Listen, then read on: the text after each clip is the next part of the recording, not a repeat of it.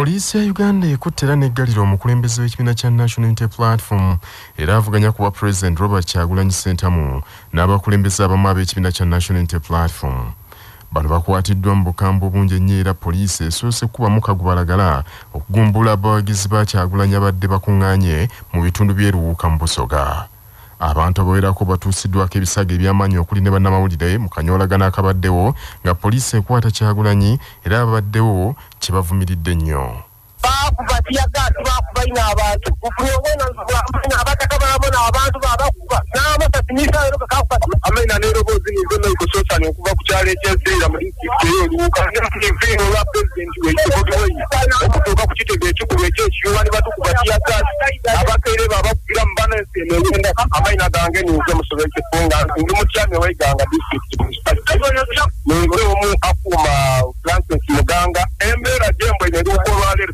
Uganda ekibaire olwaleero luno okubanga abaloberi president okwogera era sadi n'embeera ekyankala enyembi.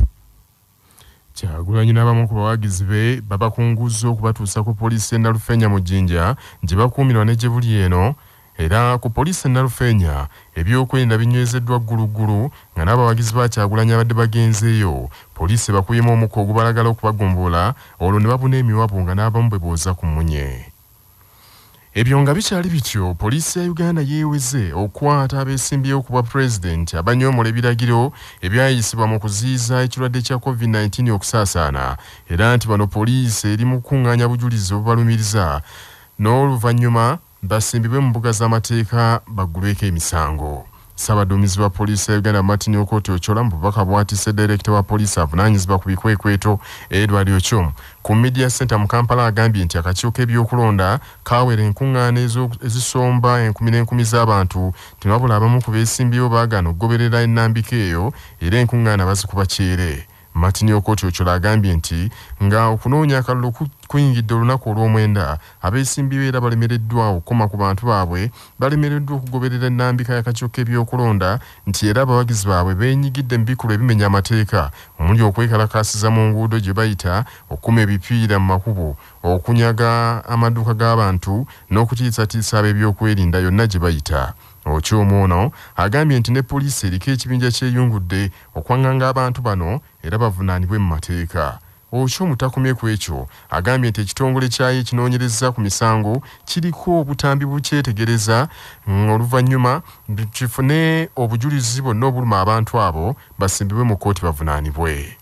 Despite repeated warnings issued to candidates, their agents, and the wider public about the negative impact and the health risks of holding unauthorized rallies and processions, we continue to witness acts of defiance and total disregard of the Electoral Commission guidelines. Therefore, those who shall defy these Electoral Commission guidelines with their sinister plans aimed at disrupting the electoral process will definitely suffer consequences. We have therefore adopted a tougher approach to preserve the integrity of the electoral process. We have dispatched our specialist teams and quick reaction teams to identify ringleaders and principals for the apprehension in the face of crime.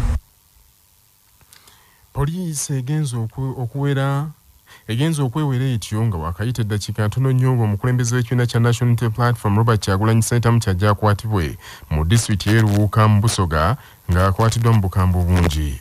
Omwogezi wa poliisi mu ggwanga Fred Enanga bw'abuuziddwa bannamawulire okutangaaza ku ky'okwata Kyagulanyi agambye nti ensonga ey'okukwatibwa kwe abadde tannagimanya.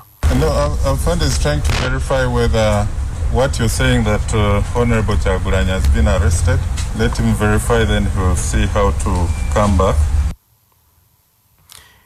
Ebyo nga bikyali bityo gavumenti ya Uganda erabudde abawagizi b'ekibiina kya National Unity Platform abatandise okwekalakaasa mu bitundu by'eggwanga ebyenjawulo nti kino kye bakola kimenya mateeka. Kididde abawagizi ba NUP okuggala enguudo mu bitundu bya Kampala n'ebitundu eby'omiriraano nga Kireka, Ndeeba n'awalala nga bawakanya ekyokwata omukulembeze waabwe Robert Kyagulanyi Ssentamu. Minisita Omubeezi avunaanyizibwa ku nsonga z'omunda mu ggwanga Obiga Kani agambye nti ebikoleddwa bimenya mateeka. Operationally, that is an operation matter they will handle.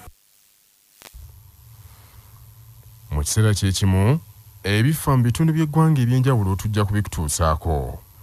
Minisitule y'ebyensimbi era evunaanyizibwa okuteekerateekera eggwanga ewandiikidde abakulira ebitongole bya gavumenti n'abatesitesi baabyo ng'eragira abakulu bano okuteeka mu nkola ekiragiro ky'omukulembeze eggwanga obutaggula mmotoka kika kya baasi okuva ebweru w'eggwanga naye bazigule ku kampuni zaakuno ezikola baasi.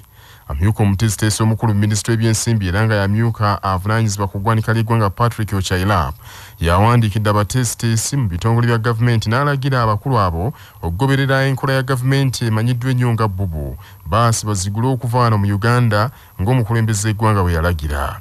Kinajjukirwa nti President bwe yali ayogerako eri eggwanga gye buvuddeko yawera okugula baasi okuva ebweru n'alagira baasi bazigule kuva mu kampuni za Uganda ze yagamba nti zirina obukugu okukola baasi ezo. Now, since we have got our big number of educated people, I have already written to the government. I don't want to hear of imported buses. The buses will be built here. I also don't want to hear of assembled buses, no? Because assembled means somebody makes the bus outside and you come and you assemble it for him here. What I want to hear of is bus fabrications here. There will be no assembling, there will be no importing. We shall make the buses ourselves and we have the capacity. And the pickups and the lorries and the Chira electric car, we are moving. And all this, all other types of vehicles.